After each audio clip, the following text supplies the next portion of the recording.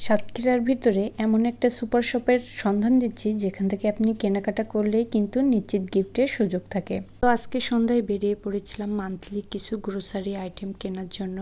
এখন আমরা যে সুপার শপটায় যাচ্ছি এটা হয়তো অনেকেই চেনেন বা এখানকার নিয়মিত কাস্টমার, তো সেভাবে আমরাও এখানকার রেগুলার কাস্টমার।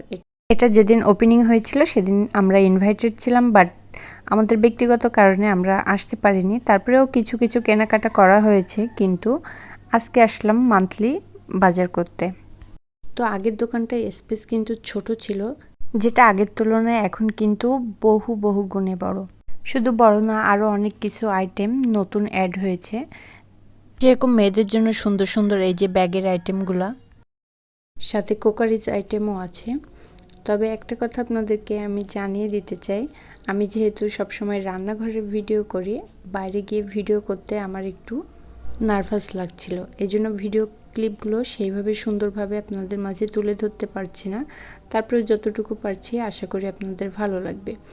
তো এই সুপার শপের সবথেকে যে জিনিসটা বা যে কর্নারটা আমার ভালো লাগছে সেটা হলো বাচ্চাদের জন্য এই যে কিডস কর্নার বা কিডস জোন।